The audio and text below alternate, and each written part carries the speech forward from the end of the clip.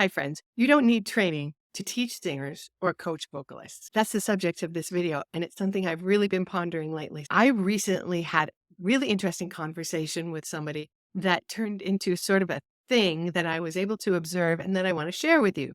So this person reached out to me because she was interested in neurovocal teacher training. Now, she is somebody who is a natural singer. She has been touring and singing her whole life, and she's at a point where just performing and singing, she still is good at it and she still likes it, but she wants to sort of expand into having interpersonal relationships and really kind of seeing the efficacy that she has with another individual. We all know what that feels like, right? It's a great feeling when something happens in the lesson and they get it and we're like, oh, it's just like, that's why we do it, right? So here she is, she's wanting to move into some vocal coaching and she reaches out to me about training. And I asked her, have you ever had a voice lesson? And she says, no. She's never had any coaching or training from another person. And I said, okay, before we can have this conversation, I am going to suggest to you that you take a couple of lessons with some voice teachers or vocal coaches. And I gave her the names of people that I have a lot of respect for. And apparently she did. So she got back to me. It turned out that she took one lesson from two teachers. So one coaching session each from two separate vocal coaches. And then she reached back to me and she said that she decided she did not want to. But just a second, we sit with that for a second. One lesson each with two different coaches. Okay, now we can be done and we'll move on. So she reached out to me and she said, I don't want to take your training now because, wait, what did she say? She said, I'm not going to take training right now because I want to find my own way. I want to establish my own style of vocal coaching. And I said, okay, because she wasn't asking. But I'll tell you what, I want to tell you what I would say if she had been asking. My name is Meredith Colby, and I am the author of Money Notes, How to Sing High, Loud, Healthy, and Forever, which introduces neurovocal, a way to approach singing for popular styles that is based on brain science. I create content to serve the voice education community, and you can reach me through my website, neurovocal.com, for professional training as well as one-on-one vocal coaching. Okay, so here's what I would say to this person if she was asking what she was not. I would tell her three things. I would say first, the Hippocratic oath.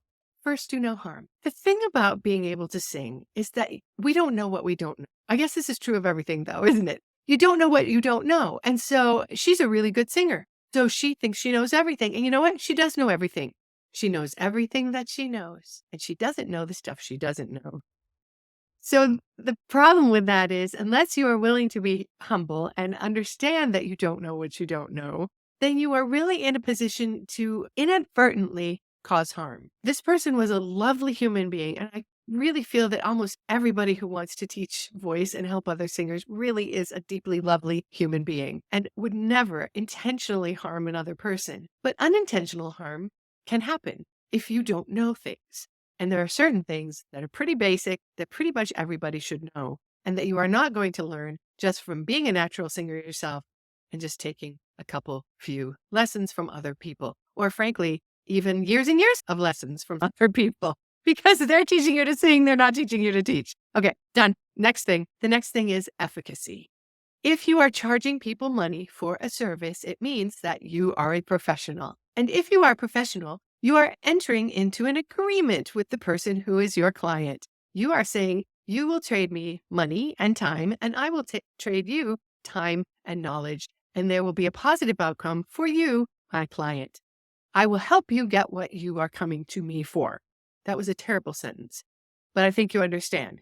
And so if you do not have the tools, and again, if you don't know what you don't know, then you also don't know what tools you don't have. Another terrible sentence. Then when somebody comes to you for help, you are not necessarily able to help them.